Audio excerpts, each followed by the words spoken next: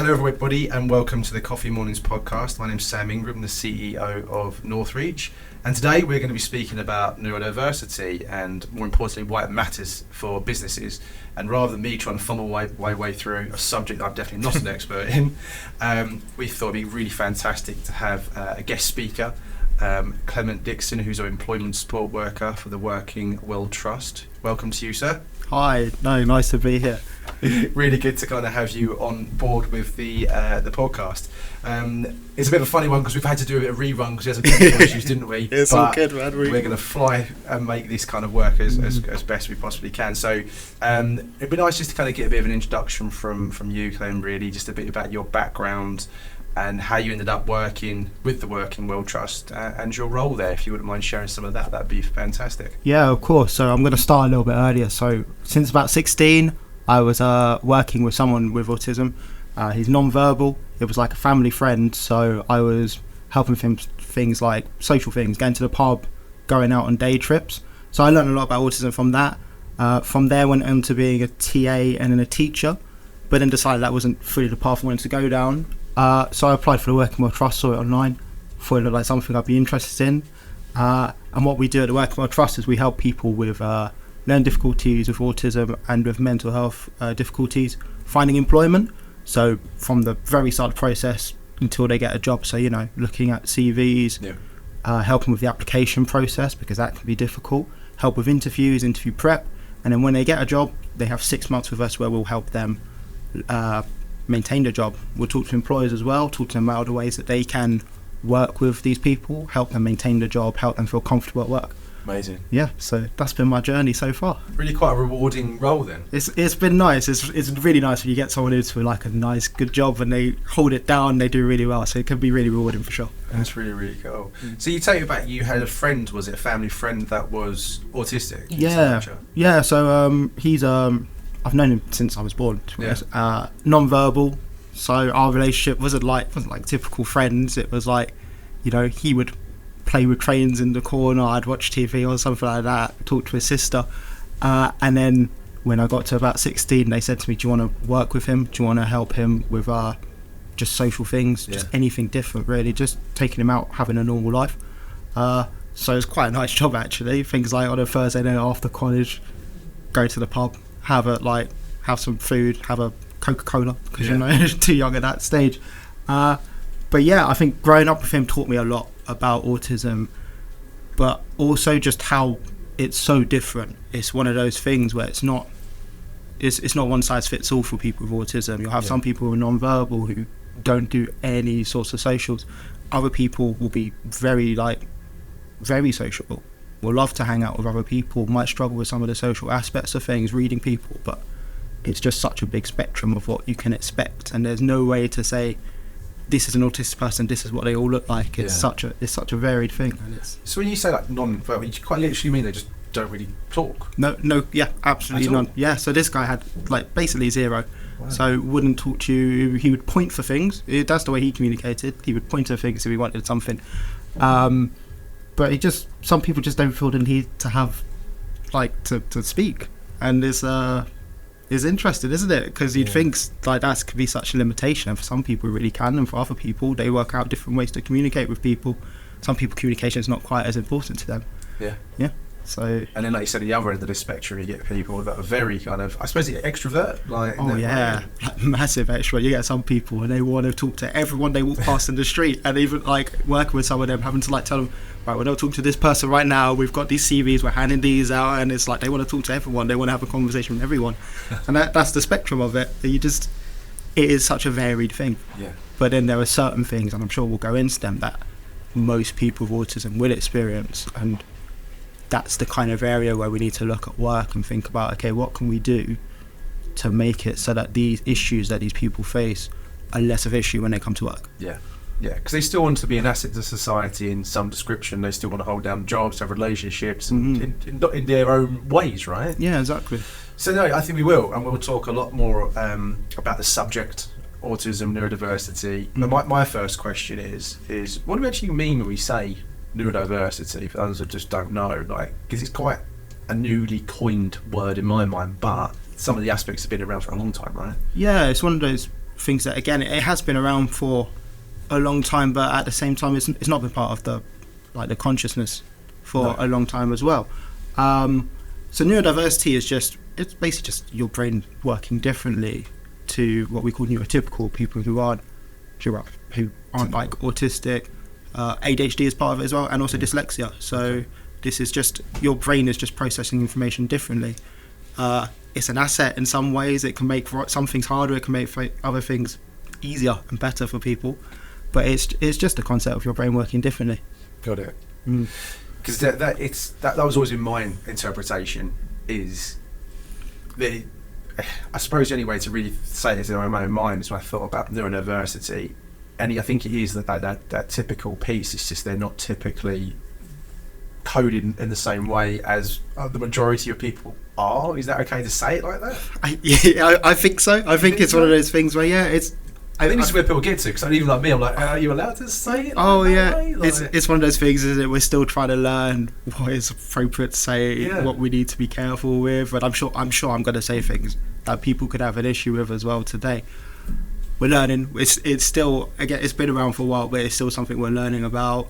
And as people are getting more of a voice, they're able to say, oh yeah, like, this is okay to say, this isn't okay to say, and learning how they want to be defined, basically. Yeah. But as far as I understand it, it's just the way your brain works differently. And as I said, pros and cons to that. Makes sense. Is it classed as a disability?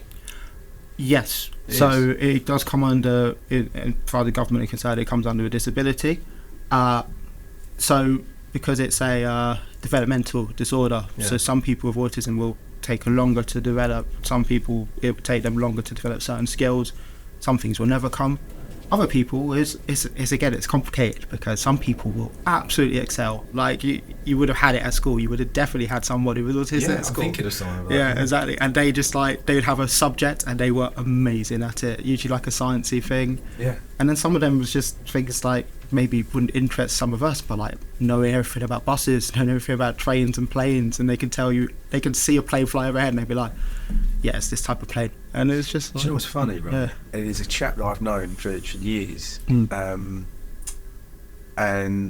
he's in the pub, so down in the high, he's always in the pub after work, and he works locally as well. I've probably known him for about 20 odd years. Now, even if you didn't know this guy, right, you could go up to him, and he's a really nice chap, and you could say to him, my birthday's on 31st July 1986, and then say to him, what was number one at the time, and he'd know. Oh wow, that's amazing. Who was number one on your birthday?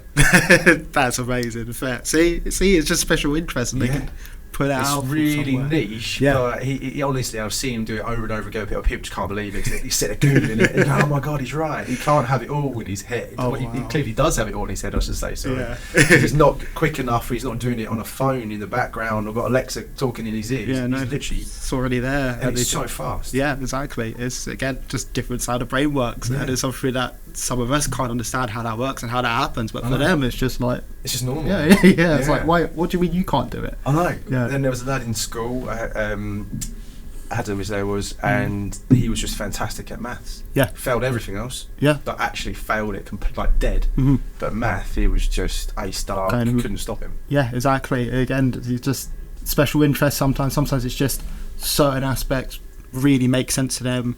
Other bits just doesn't make any sense to them. It's like they just can't fathom how to put this thing together. But in one area, math, science, whatever it is, just makes perfect sense. It's like a language to them. But yeah, this is why it's interesting from a company perspective, though, right? Because everyone, I suppose, in their own ways, on some sort of spectrum of life, right? And then what we're kind of saying here is that there is individuals that have some sort of neurodivergent. They call it. Say that. Was that how you? You could be neurodivergent. They are. Yeah, I guess that's. There's some neurodiverse kind of trait about them.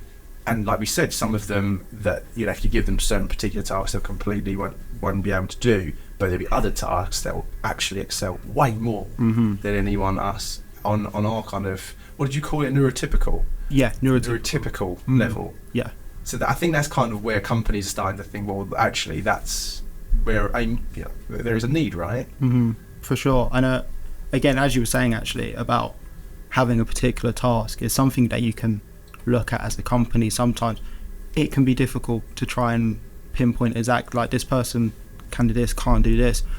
But I think as you work with someone who is neurodiverse, and you can really see their strength, sometimes their strength is going to be, they're going to be really good at it, and they might get fatigued less quickly than someone else because they're very interested in it. And if you can find a way to play to their strengths, you can have a really, really good worker in there. Yeah. It's just, on the flip side, if you're playing to their weaknesses too, and you're trying to get them to do an all-encompassing role, that weakness, for someone else, it might just be like, oh, okay, you know, I'll work at it, I'll get there, I'll get better. For someone else, for someone who's autistic, that can be such a huge barrier.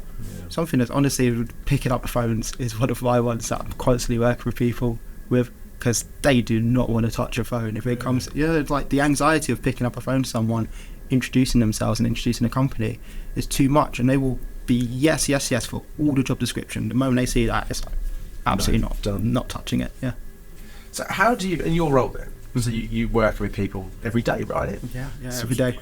Actually, before I ask the question, I'd like to kind of know what a day-to-day does look like for you. Okay, yeah. You know, the kind of personalities you do, like how are you kind of helping these individuals? Yeah, so on a day-to-day basis, it is one of those jobs where every day is a little bit different. Yeah. There's a lot of talking to employers, emails, phone calls, trying to find out if there are jobs available, what there is at the company, trying to establish relationships with people to try and, like, show them your job seekers and see if they can start taking people on. So that's one side of it. Yeah.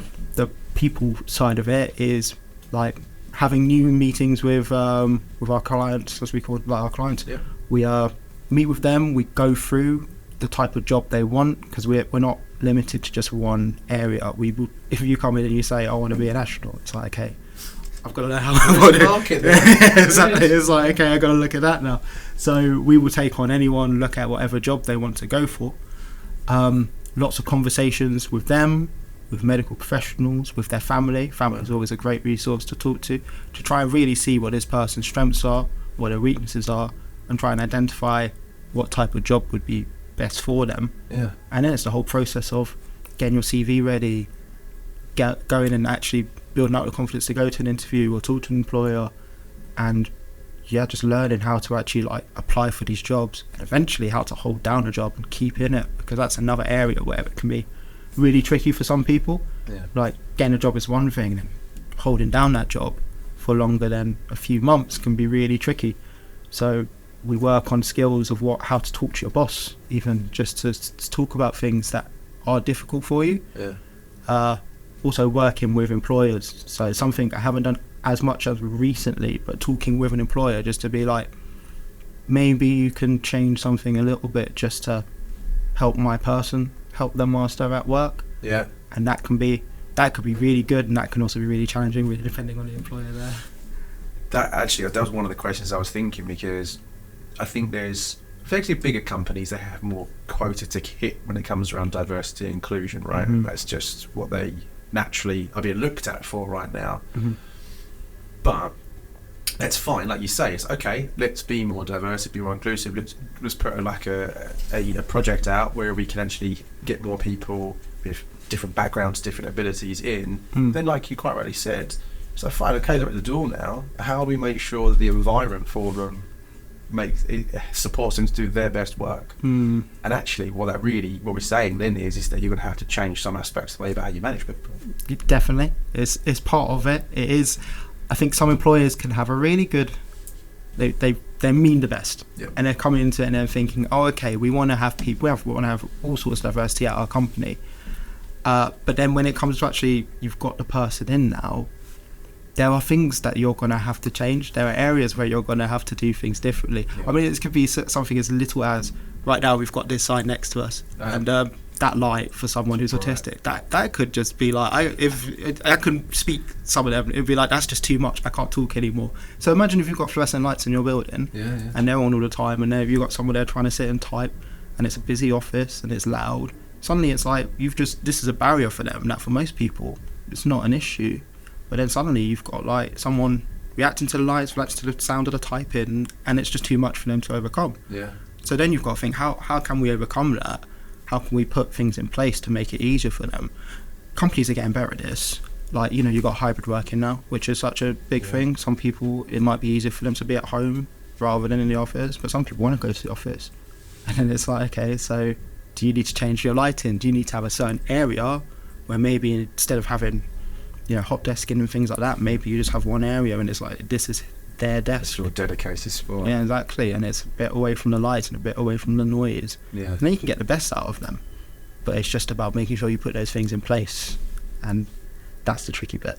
So how do you assess candidates? So you kind of half mentioned, I suppose, by talking to them, understanding families, obviously a big aspect to it. Mm-hmm. But when you got someone in front of you, and let's just say they wanted to work here. Yeah, right. Yeah. They wanted to come work here. How do you kind of go about that process then? So the first meeting we have with someone, first of all, they'll talk to our team leader just to kind of make sure that they hit the criteria that they can actually come, join, and be a part of the Working Well Trust. Right. What do they have to do? Oh, is it as a client, basically, right, to just come and, like, you know, get help from us. So as long as for my particular, the Kingston branch, if you're autistic, you can self-refer yourself, so you can sign up yourself. Oh, right. You don't have to go through like a medical. No, that's only if you have a mental health issue. In my one, you have to come through medical, and that's how you get referred that way. But once you're in, what we do, first meeting, we have something that we call a vocational profile. So this is an ongoing document that we constantly update as we find out more and more about you. But in this one, we're trying to work out what it is you like doing, what have you done before in the past, what are the barriers to you. So, you know, some people, they've had jobs before, or they've had like quite long careers, and it's like, okay, so why are you here now? Yeah. Like, what's the thing that's happened where, like, you realise actually I need some help? And for some, you know, again, it can be really varied, the reasons why people come to us. Some people never had a job. Some people worked for 20 odd years, and now it's like I've just lost my job, no fault of their own, maybe redundancy or something like that, and it's like trying to get back into the workforce can be really tricky. So yeah, we just have this vocational profile. We work through it, we find out all this information about them, and it just starts putting together a picture of the person, of their strengths, of their weaknesses, of their experience, and then really important as well, talking to friends and family. Yeah.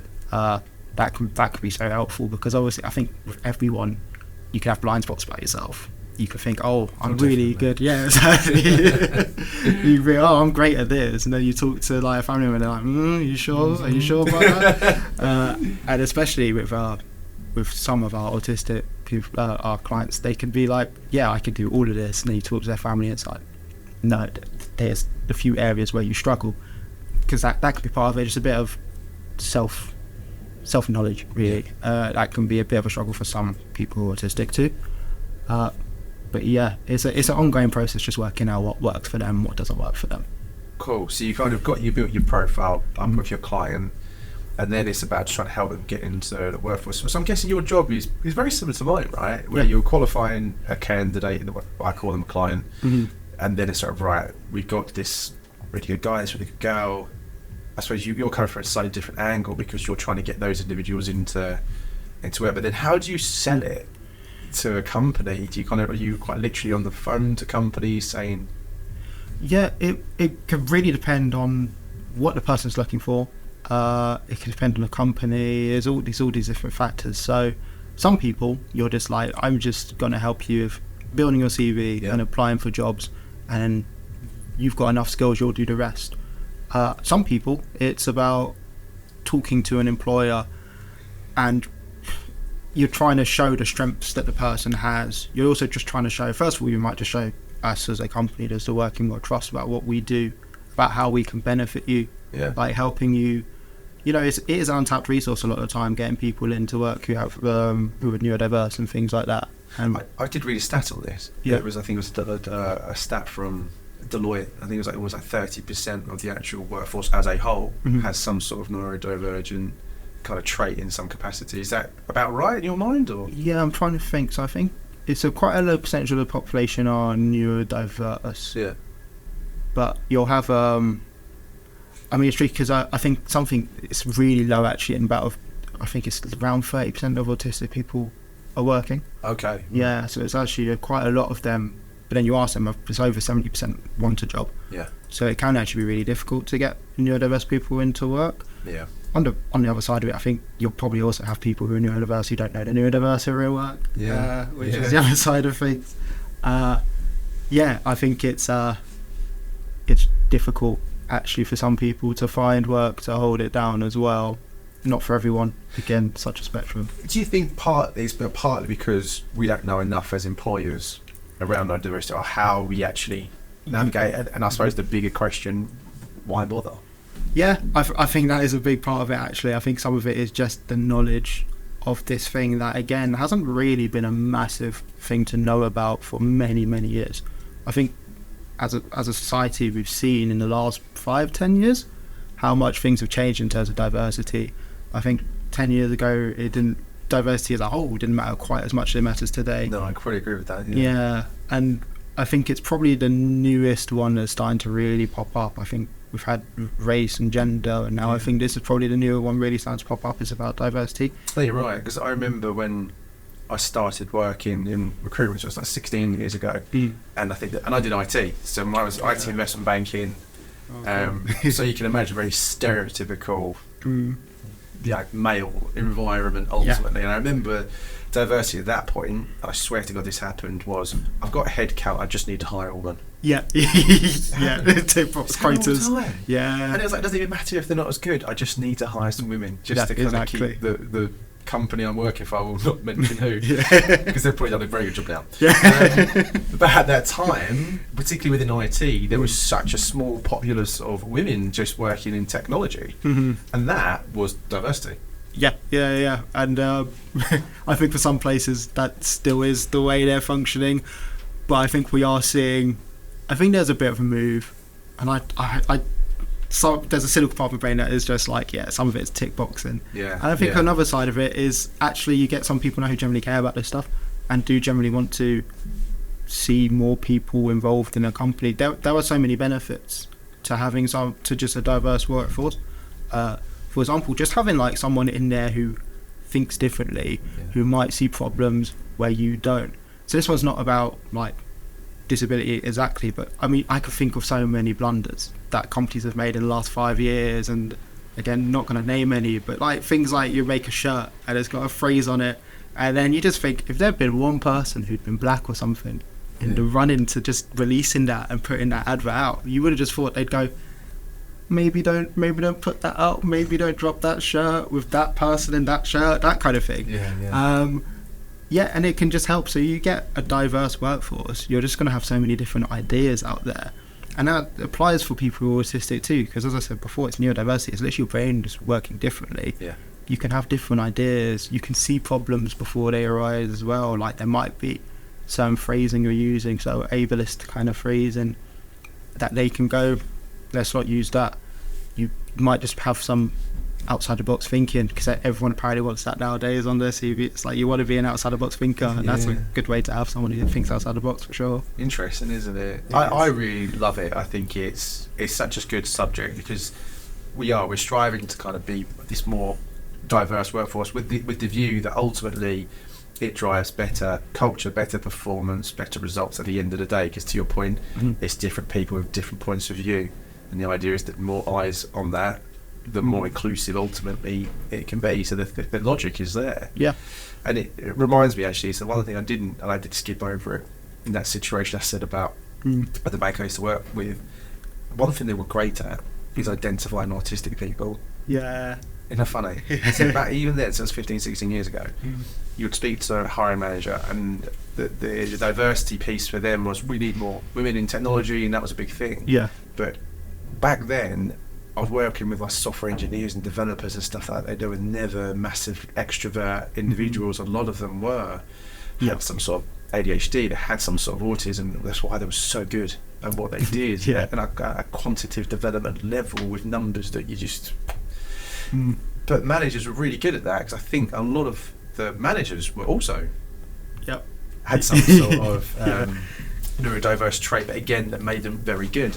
Probably more from an autistic perspective as well. So they were able to then go, right, I know if I'm going to hire this person, they like a dark room, they need headphones, they need to be left alone for 2-3 hours at a time, and I know I'll get the best out of them.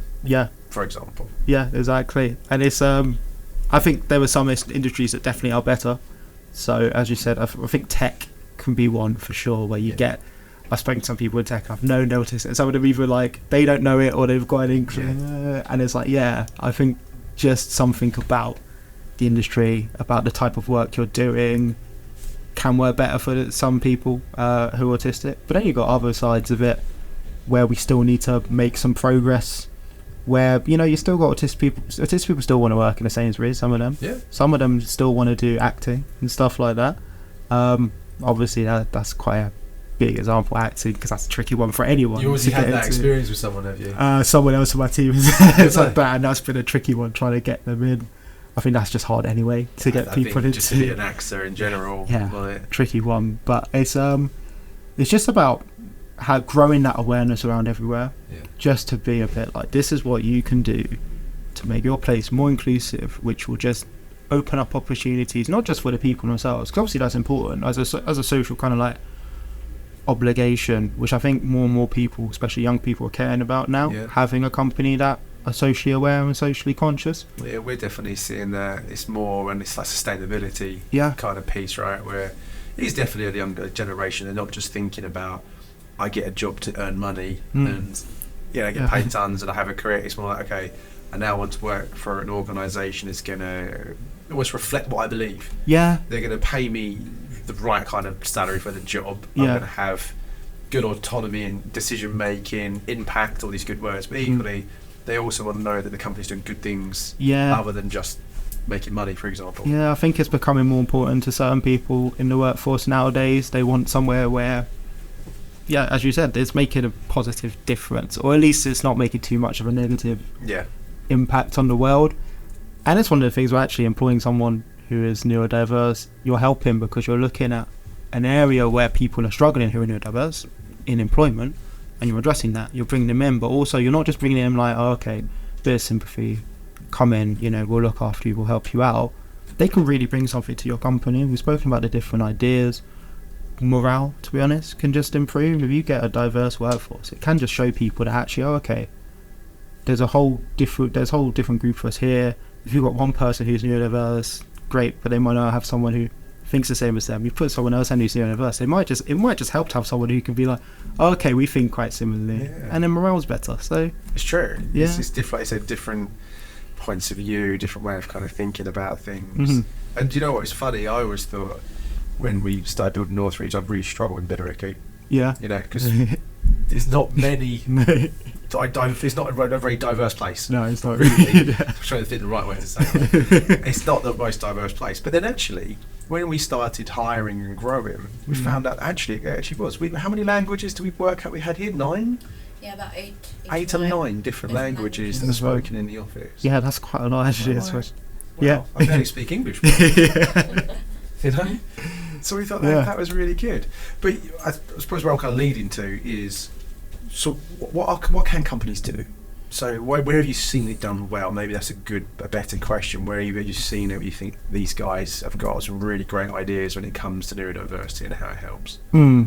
Yeah. So I'm gonna plug my company straight away because I think we're really actually quite a good model. So the Working World Trust, I think you need to, when you're looking at this stuff, it starts from the very start. So it starts from your advertising, of how you're advertising jobs, where you're advertising them, but also just the wording you're putting into your adverts. What do you need to watch out for? So I think for people who are neurodiverse, especially autistic, clarity is so important. So you can look at a job description, and some of them are quite like flowery with their language, and they're like, oh, we want this kind of thing, or we want this. Yeah. And actually, really aspiring creative thinkers to think outside the box and bring new ideas to this abstract project that we've got. Oh, if I sat them down and went, okay, so what do you mean by that? I'm not even sure half of them would be able to tell me what they mean by that. Right. Yeah, exactly. It's like ChatGPT at its best. Oh, 100%. The amount of job adverts I see, ChatGPT definitely done it nowadays. It's pretty. It's got the right format. Yeah, exactly. It's like I get it. but yeah, it's actually just making it really clear. This is the job. Yeah. This is what you're expected to do. And then it just makes it clear that the person can apply for the job knowing, okay, these are what my roles will be. And that stops it. So I've had people where they've got into a job and then they've asked me to do this and this, and that wasn't on a job advert, and I have no idea how to do that. and it just becomes really stressful and overwhelming, and they quit quickly. And it's like, well, actually, if you just put in a job out, you might need to do this. You don't need to. It doesn't need to be 100% like this is every single role, but just maybe even just saying you're going to need to be a bit flexible. It will just help them to go, okay, I'm prepared for this stuff. There's some stuff I'm not fully prepared for, and they can work their way into being more prepared for that. So it's almost just leaving that element on there to be like, here's the black and white. This is what you use every day. Yeah. But there could be just an extra piece that says, and we may need to be flexible to do other objectives as and when there's necessary. Something like that. Yeah, it just helps. I just think it just helps them to know that, okay, there is a bit of uncertainty here. I need to be prepared for that. Yeah. Some people, they'll see that and they won't go for the job, but then that's fine. It's like, okay, the job isn't right for them. Other people, they'll see the uncertainty and that gives them time to prep, because uncertainty can be a really, really big trigger for a lot of people who are autistic. They like, a lot of them, not all of them, a lot of them like routine, and they like things to be clear, and they like to do the same thing. So when you've got something where suddenly they've been expecting one thing from the job advert and they come into the job and it's really different, that can just throw you completely. So I think starting from there is really important. You need to make sure your job advert's clear. You need to make sure that they know what they're getting into when they come in. Then obviously things like reasonable adjustments for not just interview process, but once you get through into the job. So reasonable adjustments are like a legal thing now, where companies need to change elements of either a job or an interview process, or both, to accommodate people. It doesn't mean that you completely change the job or completely change the interview structure. If you've got a set way of doing an interview, that's how you do the interview, but you might change things. It might be things like sending the questions in advance, just so someone can look over them, because some people with autism, it just takes them a while to process the information and then to say something.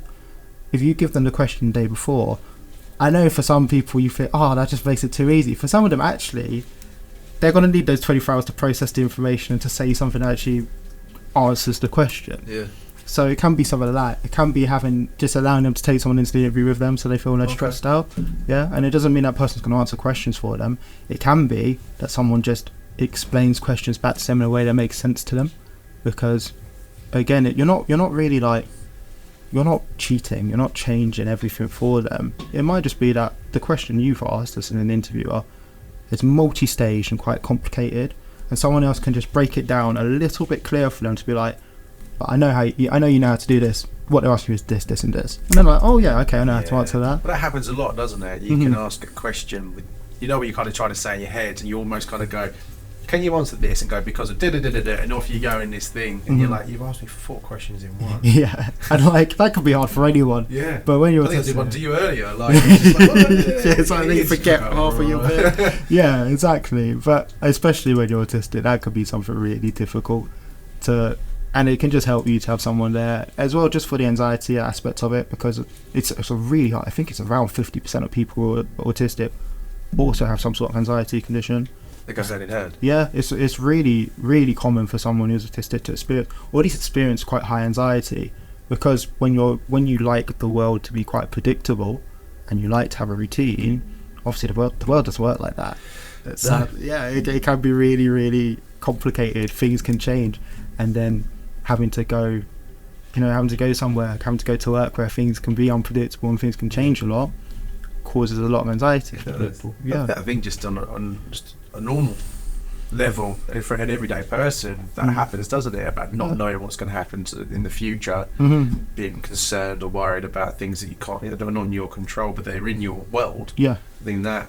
Even though I feel like that sometimes, where I kind of you get overwhelmed. There's nothing I can do to control this. I've got this feeling. So then you can imagine for someone where they're like just for like problems with understanding and coping with change. It's ratchet that up 100-fold, right? Yeah, exactly. And then you've got all the little things that we don't think about. Again, I said it before about fluorescent lighting.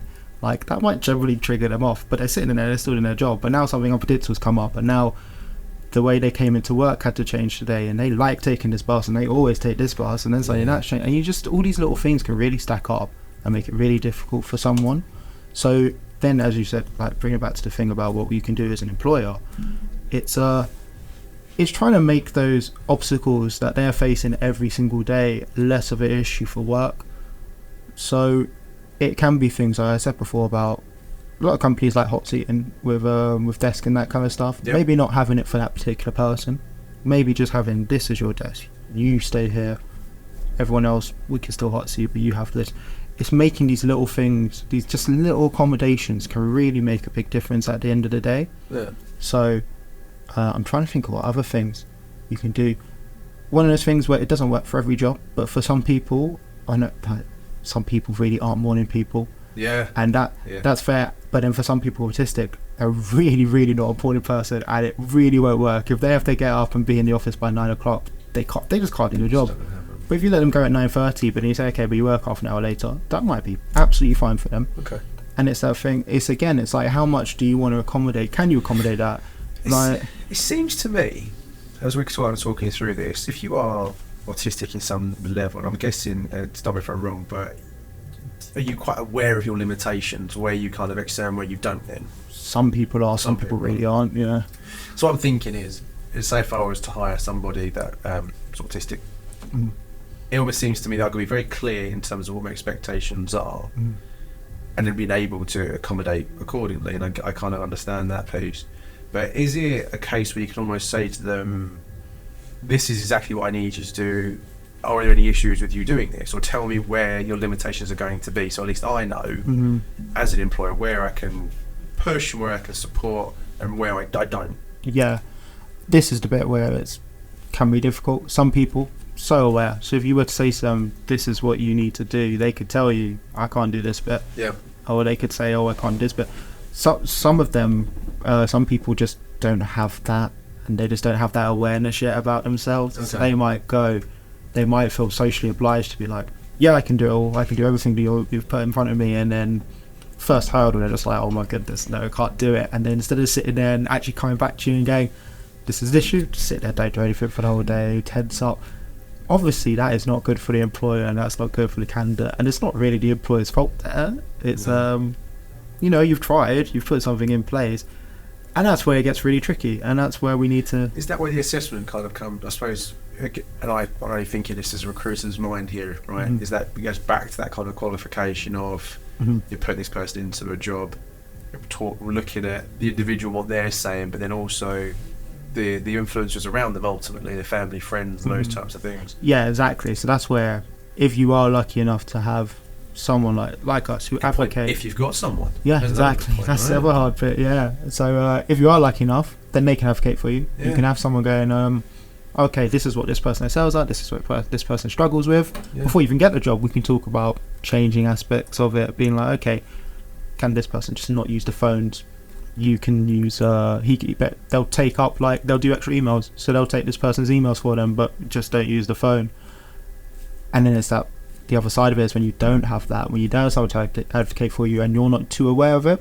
Yeah, that's got to be quite a tough case anyway, right? Yeah, I think it's tricky, and I think it's tricky for employers, and I think it's really tricky for the person, just having that confidence to actually be like, okay, this is where I struggle, and telling your employer that, because some people have I've had really negative experiences, to be honest, where they've told an employer, I can't do this, and the employer's been like, then you can't do your job. And it might just be one little aspect of the job.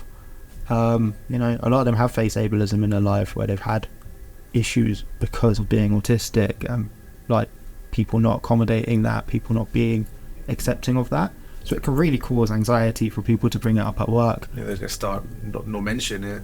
Exactly. I think that was definitely something that I was reading as well. There is definitely a populace of people just don't want to talk about it. No. Even if they are, have some sort of neurodiversity trait, they just won't bring it up. No, because sometimes it can be seen as a disadvantage by your employer, and it's really tricky because, like, obviously from my side, like, if they want to disclose to an employer that they're autistic, that's better for me because it means I can talk to an employer. Yeah. If they don't, it means I can't really go in there because, you'd be thinking, why is this person talking to me about this client? It's like, well, yeah, because, because they're autistic. I can't say that. But it is tricky, I think, actually, for a lot of people to disclose this information because they've grown up in a world where sometimes it's not that accepted. Yeah, exactly. I think you're right. I said to you before the podcast, I've had a real life example of this today, where we've had a candidate that didn't actually mention that they were autistic, but they go to the interview and they talk about it at the interview, and they said, and there were some questions in there that I think are probably more too leading. It's too easy to kind of get into this trap where you go, okay, so you're autistic, then what triggers you then? So what does this, and think, oh, right, well, there's lots of negative reasons, and there's a lot of reasons not to hire you then. Yeah. Because now I know that if you get like this, then you're going to be an issue. And a part of me didn't know how to respond, and I kind of sat there for a minute, and I thought, okay. And then I kind of answered, I said, do you get frustrated? Right, of course we do. Well, I think that's all they're really saying. They're not saying they're going to get frustrated and start throwing things around the room. And like I said, we all get frustrated as humans.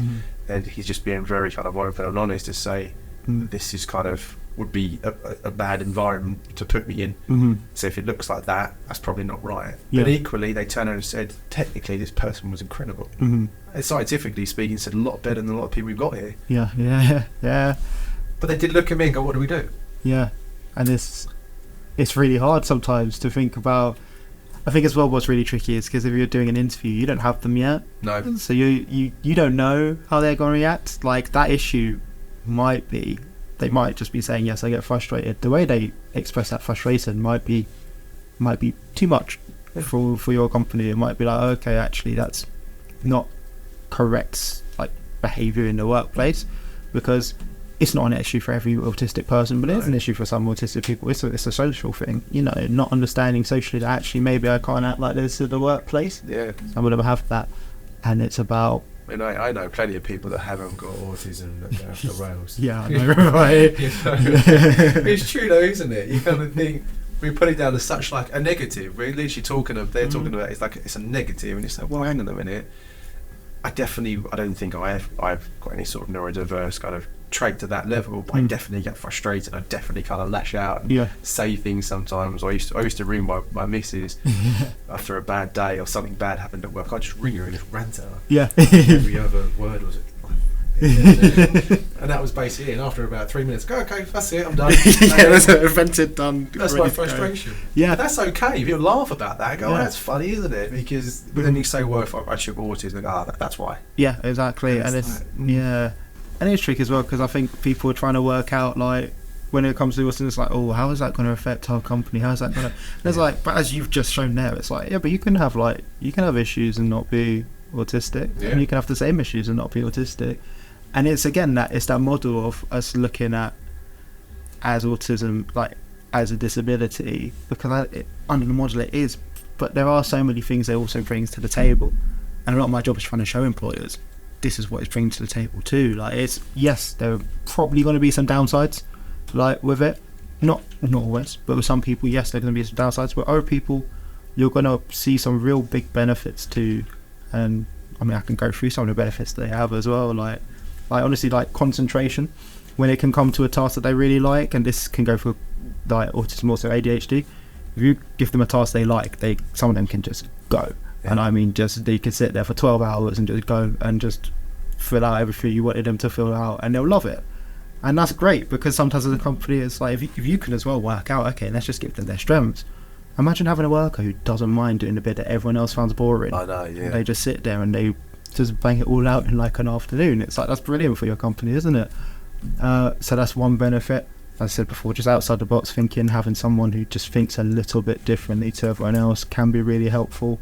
Having someone who follows the rules really rigidly can actually also be really helpful sometimes. If you're really clear, like, this is what we do as a company, this is not what we do as a company, and someone's like, oh, this is what you do as a company, I'm going to be I'm going to do that. I've got a friend of a friend, no, not even my sister's friend, like someone they know, they worked at like a Starbucks or somewhere like that, and because part of it is being friendly with customers, and that was part of the job, was, oh, you've got to be friendly with customers. So they were like, okay, I'm going to be really friendly with customers all the time, and they were like the most friendly person in the whole place, so they were so nice to the customers. And it's because they saw it as, part of the job role is you are friendly to Might customers. need to, yeah. So they took it so literally, and every customer who came in, they were so friendly to. And it was like, well, that's great for you, isn't it? That's great for your company. You've got someone that people talk about how friendly they are at this place. That's great for your company. So, yeah, so many benefits as well. And I think it's that model, having a model of actually seeing sometimes the barrier is society rather than the disability. Yeah. And again, seeing what your company can do to try and lower these barriers for people. You know what, it's just so true, because the more you talk about it, all it really is taking a different spin than we typically see people either thrive or struggle at work. Because typically, we would say, if someone isn't doing their duties, not turning up, calling in sick, bringing their personal life into work, making it a problem, we would go, that's kind of an issue that we've got this employee. And we're equipped to deal with that. We kind of know for all the years that that's like a typical way of dealing with it. Here's the question: do you think that's any worse than someone kind of turning around and saying, "Well, I'm more autistic or ADHD," but actually, if you tell me just literally in this case, this is what I need to be doing, and I'll do it, but I might have some other quirks. Is that any different to the first person, really, when you kind of start weighing them up? Yeah, I mean, like, it's probably only because we're more equipped over here. Yeah. Because we know if we've got a performance issue or a HR issue, right, well, we know how to deal with that. Yeah.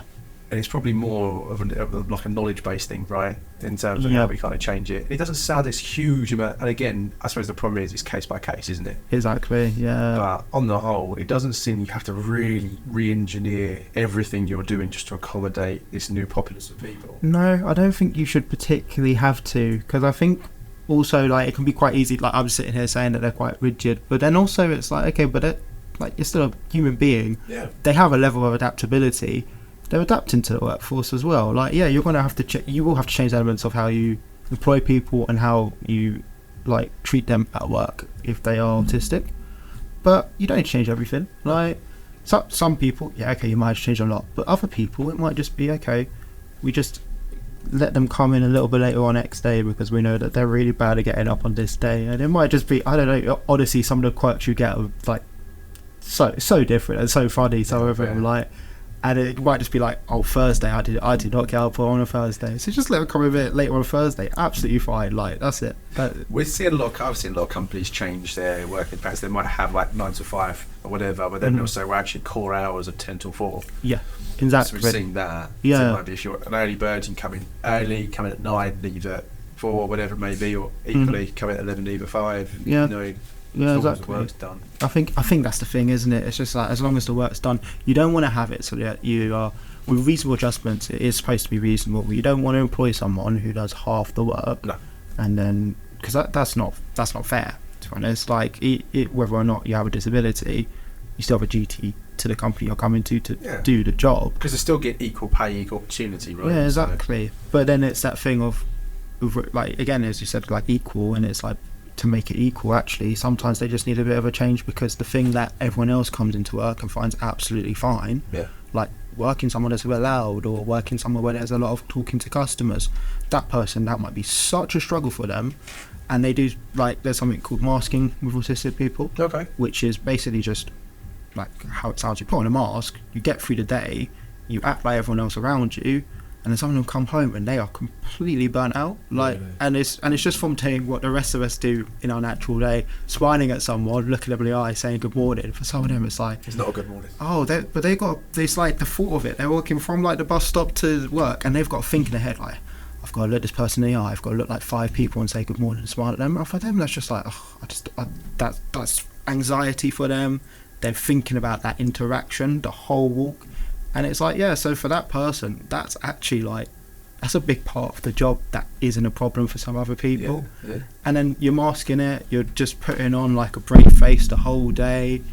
And then if you're getting home, you're absolutely burnt out and you've got to do it again the next day. That is something that the rest of us don't have to face when we go to work. So, again, it's like, what can you do as a company? Can you make it so that, yeah, okay, like, you still got a company, you still got to say hello to people, because that's, like, just part of the social bit of work. But maybe you don't have to, like, maybe there's just a time period you don't have to answer the phones. Maybe you can just do your emails at that time period. Maybe you have a really clear block of the day where it's like, these are your tasks for today. Yeah, I've seen it I don't know where I've seen it. They use like flags. You seen this? So Yeah. on their desks and things like that. It's just like, if you've got a question, you could a green flag. Yeah. It's almost like I'm approachable. Yeah. Maybe the colours are wrong, but then like a red flag or a different colour flag where it's Yeah. like I'm not Yeah. approachable right now, I'm busy or whatever it may be. Yeah, I'm trying to remember. There's another word for it as well, and it will come back to me later. But it's not with me right now. But it is just that that could be really helpful. It could be like, I think some people find it overstimulating to have to tell someone, like, I am overstimulated and I can't talk right now. Yeah. Yeah. So So to communicate that without getting a million questions back. yeah, exactly. Maybe if you just have something like a flag, or you have like a colour code, and you're just like, you're on a red right now. So you see the red, it's like, okay, I'm not going to bring them any just issues leave it. right now. Just leave them. We're kind of accustomed to this, right? I mean, we work in a world now with Teams and Zoom and all that kind of stuff. You see it on there, don't you? Yeah. Different stuff, Yeah. busy, on a call, away, free. You Mhm. know, we do it digitally, Yeah. quite happily. Yeah. So why not look at it as more as a physical thing? Yeah, we could start doing it in the workplace as, like, as you said, as an actual physical thing, because it would be so helpful for some people.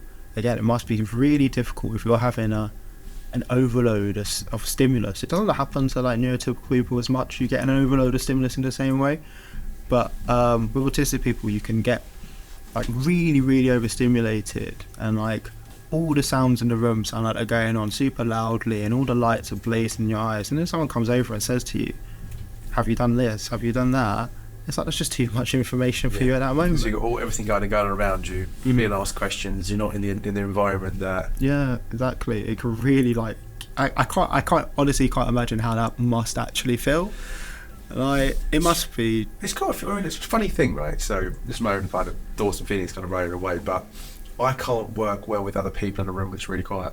Oh yeah. I find the silence too noisy. Yeah, I get that. It's really odd. Yeah. So I know, and I've seen it here. This is why we have a lot of music here. Mm. I like noise. Yeah. If I'm around people, I need noise. Yeah. Because I just find it too odd. Yeah. Always have done. I remember I got this job when I was 18, 90 sort of thing, and I was working in the East End of London, and I was working for a property development company. Yeah.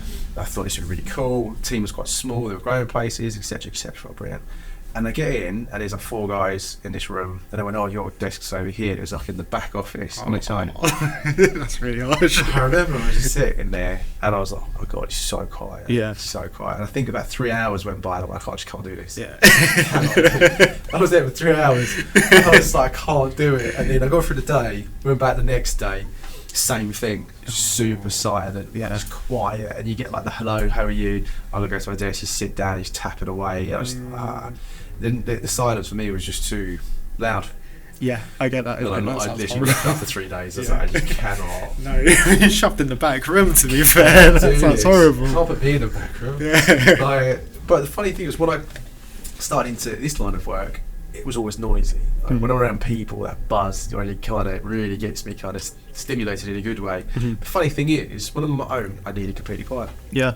And I love it. Okay. Yeah. Okay. So when I'm on my own, I'm very happy just to be completely quiet on my own, and then my thoughts can be creative, and I can really be quite creative in that sense. Yeah. It's a funny thing. So I can imagine if it works like that, and I'm also multiplying that by X amount now. For me, I can imagine the other way around. So if you kind of come into a really busy environment where you need quiet and there's just a lot kind of happening, it's just overwhelming. Yeah, because And it must just feel horrendous. yeah, it can just be really too much. It really overstimulates you.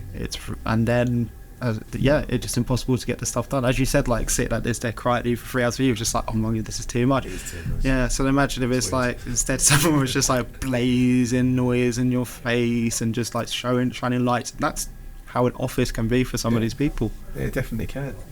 So here's some questions that I'd like to ask you, and I suppose this is just what's in my mind when I was thinking about this.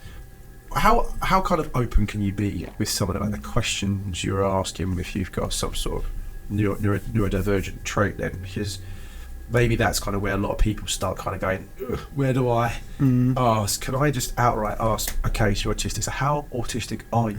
Can you say that? So like, How do you phrase it? Yeah, I think it's one of those things where like that has changed in the last few years. Where like be like, oh, how autistic are you? It's like, Is it a bit offensive? kind of, because it's like it's it's a weird one because I think before it was seen as like a line of autism, so you're like, it goes like up like that, is like, oh, you're more autistic. But actually, I think the way to think about it now is it's more like a circle. Okay. Where like, okay, so like up here at the top might be social, and then on the right might be sensory, so how you react to lights and sounds and things like that. So you might have someone who is like a 10 out of 10 with the social stuff, doesn't follow social behaviours, doesn't like it, doesn't understand it, like will get things wrong in social situations all the time and not understand they've got it wrong, but then be like a 2 on the sensory side, where it's like, oh, actually, like lights don't affect her really.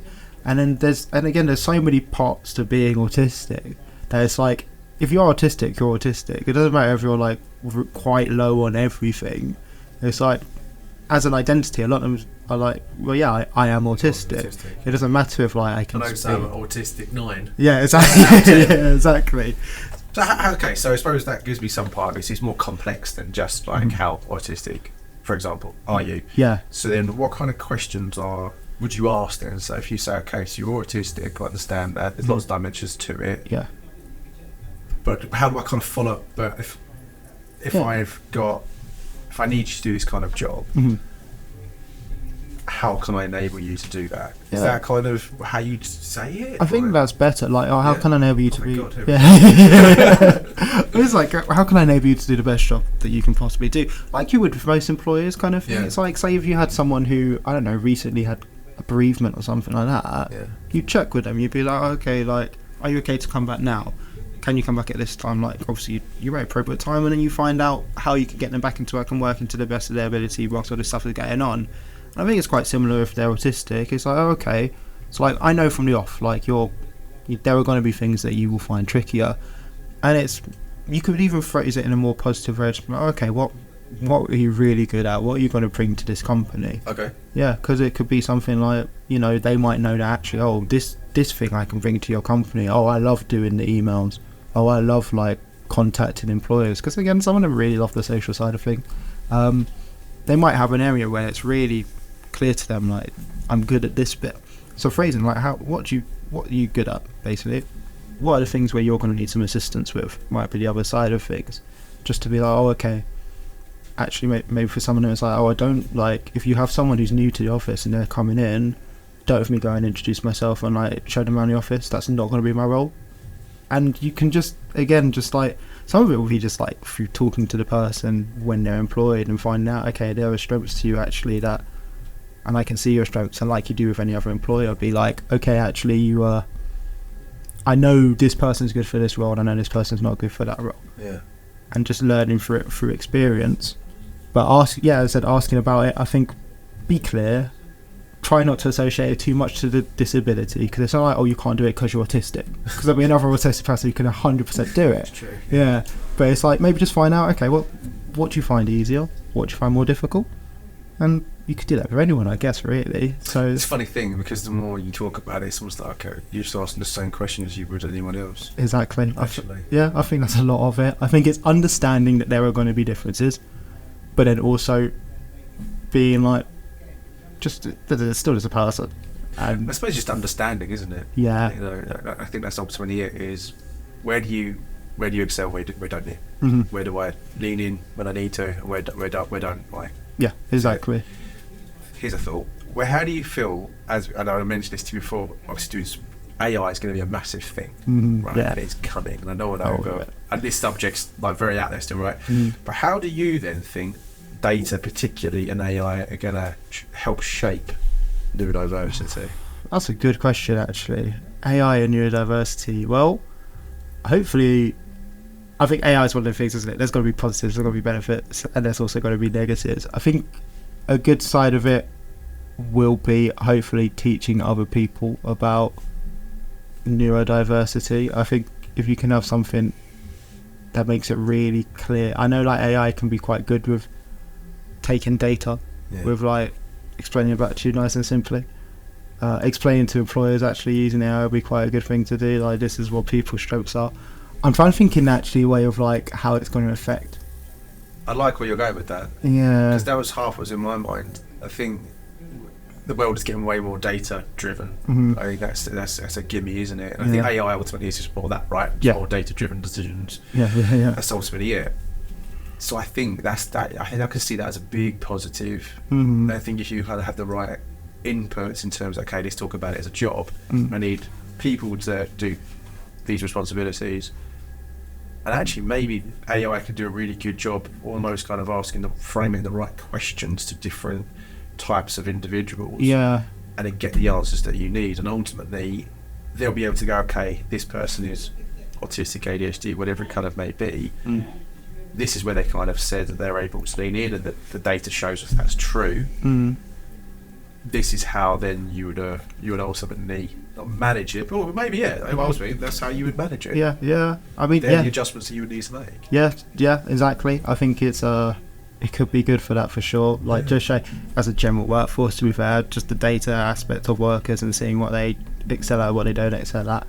I think in terms of actually like, to be fair, using it as an educational tool, I think is quite good now. AI, like honestly, like sometimes when you're just a bit like, I'm just going to ask ChatGPT a random question. It's like, okay, just to see what it Yeah, says. exactly. Just want to see exactly. Yeah. But just things like that, just get a bit of information out there where it doesn't actually take someone having to do like tons and tons and tons of research. Just really quick points. Let your AI be like, okay, this is the things you need to know about autism. The more people in your workforce know about it, the less of an issue it becomes. And I guess AI can assist you in that regard too. Just helping you educate people. So that's one of the positives, I think, for sure. AI is such a thing where it's one of the things where I know about it a bit and I don't know loads about it, but I just want to. Everyone's in the same sort of boat, aren't they? Yeah, generally, like everyone. But it's going to be really interesting to see how it affects the whole workforce for sure. But yeah, I wonder where autistic people will figure in with it as well. Interesting, isn't it? What other trends do you kind of see then? What do you think the landscape kind of holds for companies looking at neurodiversity? I think companies are definitely trying to get better. I think that some of them still don't realise how much they need to change. Like the things they need to put in place. I think it's all well and good saying that like, have you seen the disability confidence scheme? So it's basically it's a government thing where you just you apply for it and you become a disability confident employer. Okay. And it just shows that you like have an understanding of disability, and you are trying to employ people with disabilities, have a certain amount of your workforce with a disability. Sometimes it offers you an interview. If you hit the criteria, you will definitely get an interview, which can be helpful for some people with a disability. So there are steps that people are trying to take, companies trying to take, the government trying to put in place to help people. So the government are kind of weighing in with all this. Yeah, I think it's hard to enforce, I think, sometimes, because you can say, yeah, I'm disability confident, but then let's say you don't actually treat someone with a disability correctly, they're a vulnerable person. How do they complain about it? It's like it's really tricky for them. You can be like, you could have been dismissed on the grounds that is disability, like is ableist, but then you've got to go and prove it, and you've got to get all the evidence together to show that happened. And if you can't do that, then if you already struggle with areas, you've just lost your job. You need to get a new job. You can't focus on that. It is really hard to enforce this kind of stuff, and I think that's an area where the government have put some things in place, probably need to look at it more, but it is tricky. I'm trying to think of some other areas where the government have done things. But the government, do they not almost sponsor the Working World Trust anyway? Is it not government funded, or is it partly government funded? How does it actually work? Oh, sorry, I'm not the first as much to talk about with this one just because of my role, but I'm pretty sure we are partly government. We are government funded because we have contracts that we get. So we apply for contracts and they provide our funding. I don't know where all our funding comes from. I know that obviously a big chunk of it will be government funding. So government, they've got like a hand in it. They obviously know. Yeah, exactly, and they are doing things to help. They've got back to work plan that's coming at some point this year, I believe, where that's going to be about putting more money into basically getting people back into work. So all these areas where it might be helpful for people with disabilities, like talking therapies and things like that, putting more money into that, so people can get back into work. And then on the flip side of that, it's on this same back to work scheme, it's going to have really tough sanctions for people who don't get back into work or aren't trying as much. So pros and cons to what the government are doing, I think. I suppose they want people working, right? So, it makes perfect sense. You want people working, but then you look at it and it's like, have you understood exactly what you need to get some of these people back into work? because it's like, you know, sometimes just having like a bit more, a couple more meters of universal credit or whatever, it's like that's not actually helping them that much. If they're going to the job centre twice a week, it's like they might need other things. They might as well, some people who are autistic or any sort of disability, going for a certain job doesn't work for them, and so, you know, like sometimes you can just go out, you really need a job, just go get X job, like you go work in a warehouse for a few months whilst you look for this job. Someone just couldn't do that. It'd be like, yeah, you chuck them in a warehouse, it'd be like complete overload, break down on the first day, get fired. So some of them need actually, like, they need the ideal job, and sometimes finding that can take longer. Even if you're kind of a highly skilled worker without that kind of disability, that's challenging to find your ideal job anyway. Yeah, exactly. And then it's just having that, resilience is the wrong word, but having that ability to basically take on, fine, I'll just get this job. It might just be harder for you if you have autism, and it might actually be like you do need a more better fitting job if you're actually going to do the job properly. Yeah, that's another barrier. Yeah. Looks like there's a long way to go, ultimately, but talking to you, the subject isn't actually as scary as it kind of is perceived to be. Definitely where I see it always seems to be, you say the word, everyone kind of goes, right, okay. Let's kind of like strap in for this. Yeah. Because it sounds quite scary, but you kind of made me feel more at ease. Actually, you are just looking at things in a slightly different fashion. Yeah, I think it is. Again, all these things are quite scary when they come up and they start creeping up for the first time. But yeah, it is just about getting a better understanding, I think, for sure, and that's coming, to be fair, because people are learning more and more about these things. They're becoming more in the limelight, basically, in the cultural conscious. We are learning more about all these things. And the more people understand it, the more they can put in actual changes in companies. And again, sometimes it's really small changes, sometimes it is a bigger change, but as long as you're putting in these really small changes that make it easier for someone to apply for the job, to know what they're looking for, to feel comfortable when they're in the job, I think we will see definite benefits for companies, for people, which at the end of the day I think that's important. Like people. Yeah, exactly, just helping people out. But you will see changes in companies where actually you're seeing that things are getting better. Yeah. Like, even financially, to be honest, some of these companies probably benefit from getting in more people with autism. Well, I think that's a huge hook, isn't it? Mm-hmm. There was a huge hook around just diversity, inclusion, like say gender, sexual orientation, whatever it may be, and now it really is this part of it, or neurodiversity, and he's kind of bolting that on to this idea that, okay, you've gone this far, that spectrum kind of continues. And equally, but the same logic applies. The more kind of diverse, more inclusive your workforce can be in the right parameters, ultimately, the better and more profitable, if that's real gig, that you're going to be. Yeah. Ultimately, that's the euphoria of the idea, right? Exactly. You get that right. But it's a case by case, though, isn't it, Clem? I think this is it. Because I think you could. It's not that linear thing that I interpreted initially, which was like, okay, autism, bang, one tonight, where are you? Yeah. It really is a multi-dimensional trait, and it is individual. But I suppose as an employer, it's just really knowing you've got a toolkit, which ultimately is, how to be a lot clearer with people when they kind of go through, which you should do anyway, I suppose. When I'm thinking about all these things, it's I think why it is that I think because we put such emphasis on I'm talking about, right? So I'll say something, and then you'll go, what I'm saying, I get it, and it's always trying to get away from that, isn't it? Yeah. It's actually, okay, no, I don't know actually what you mean. Yeah, exactly. And that could be so tricky to say, can't it? Yeah. You just say, like, actually, no idea. I have no idea what you're talking about. Like, just socially, it's a bit like, it can feel a bit weird to say that. But you don't do it when we're British as well. Exactly. It kind of goes, just easy. Yeah, exactly. Yeah, great. yeah, exactly.